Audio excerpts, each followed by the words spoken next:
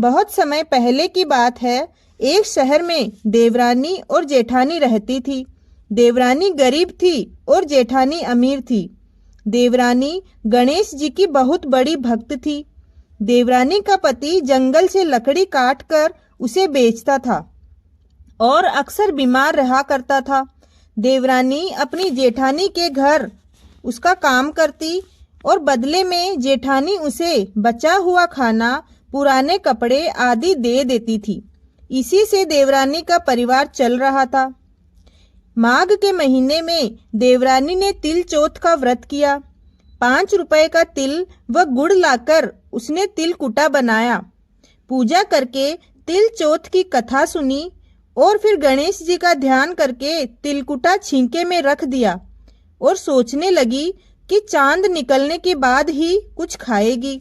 इस तरह से कथा सुनकर वह जेठानी के यहाँ काम करने चली गई।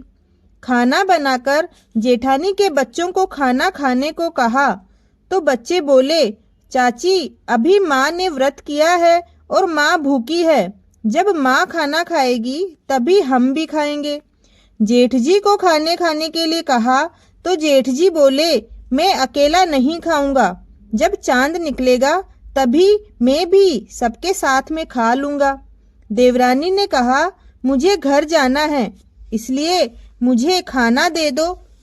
जेठानी ने उससे कहा, आज तो किसी ने भी अभी तक खाना नहीं खाया है, तुम्हें कैसे दे दूं? तुम सवेरे ही बचा हुआ खाना ले जाना। बेचारी देवरानी उदास होकर घर चली आई। देवरानी के घर पर पति, बच्चे सब आस लगाए बैठे थे कि आज तो त्योहार है, इसलिए वह बहुत अच्छा खाना लेकर आएगी, अच्छे अच्छे पकवान मिलेंगे। परंतु जब बच्चों को पता चला कि आज तो सूखी रोटी भी नहीं मिलेगी तो बच्चे जोर जोर से रोने लगे। ये देखकर देवरानी के पति को गुस्सा आ गया और कहने लगा कि दिन भर काम करने के बाद 2 रोटियां भी नहीं ला सकती तो पूरा दिन काम करने का क्या फायदा। ऐसा कहकर पति ने गुस्से में आकर पत्नी को कपड़े धोने वाले डंडे से खूब मारा। धोबना हाथ से छूट गया तो पाटे से मारा। वो बेचारी गणेश जी को याद करती हुई रोते रोते पानी पीकर सो गई। उस दिन गणेश जी देवरानी के सपने में आए और कहने लगे, धोबना मारी, पाटा मारी, सो रही है या जाग रही है? तब वह बोली, कुछ सो रही हूँ, कुछ जाग रही हूँ। गणेश जी बोले, मुझे बहुत भूख लगी है, खाने के लिए कुछ दे दो। देवरानी बोली, क्या दूं? मेरे घर में तो अन्न का एक दाना भी नहीं है। जेठानी बचा हुआ खाना देती थी, आज वो भी नहीं मिला। देवरानी ने फिर कहा कि पूजा का बचा हुआ तिलकुटा छींके में पड़ा है भगवान, वही खा लो। गणेश जी ने तिलकुट खाया और उसके बाद कहने लगे, धोबना मारी, पाटा मारी, निमटाई लगी है, कहाँ निमटे?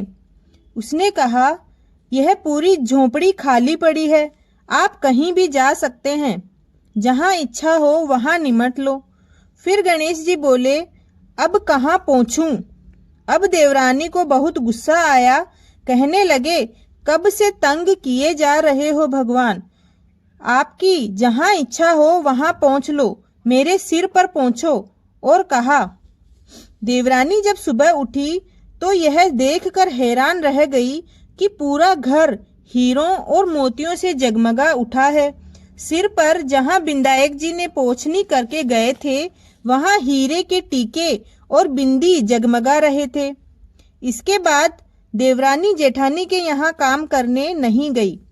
जेठानी ने बहुत देर तक राह देखी, फिर बच्चों को देवरानी को बुलाने के लिए कहा कि जाओ और चाची को बुला कर लाओ कि घर का सारा काम पड़ा है। जेठानी ने सोचा कल खाना नहीं दिया था, इसीलिए शायद देवरानी बुरा मान गई होंगी। बच्चे बुलाने गए और बोले, चाची चाची चलो, माँ ने बुलाया है, घर का सारा काम पड़ा है।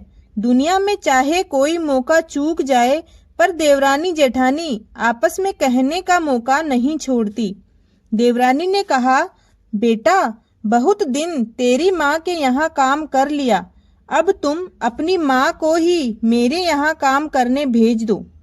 बच्चों ने घर जाकर माँ से कहा कि चाची का पूरा घर हीरों और मोतियों से जगमगा उठा है। माँ जेठानी दौड़कर देवरानी के घर गई और पूछा कि यह सब कैसे हो गया।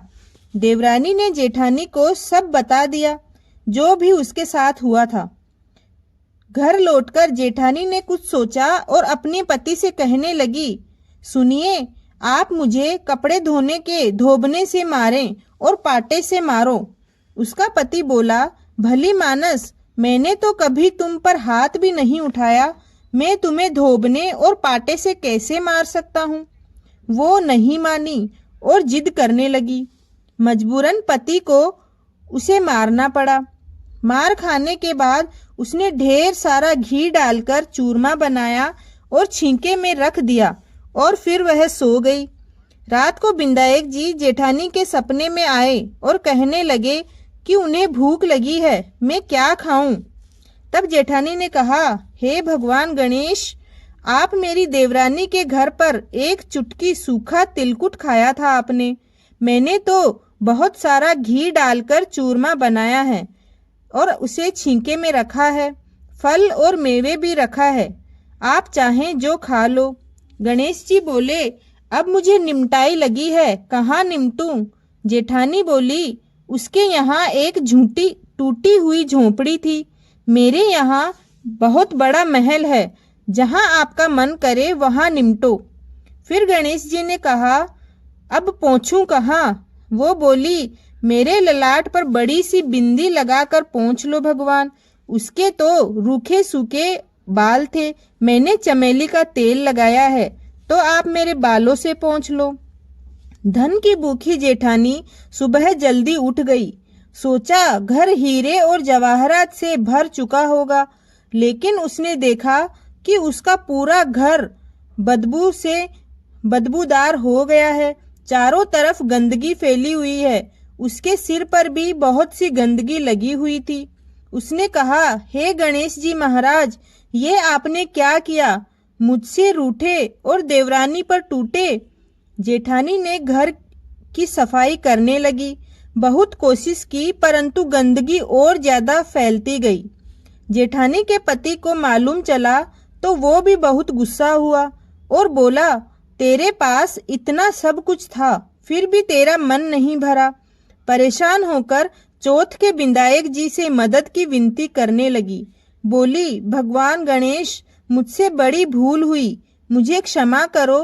बिंदायक जी ने कहा, देवरानी से जलन के कारण जो तूने किया है उसी का फल तुझे मिला है। अब तू अपने धन से आधा उसे देगी, तभी यह सब कुछ साफ होगा।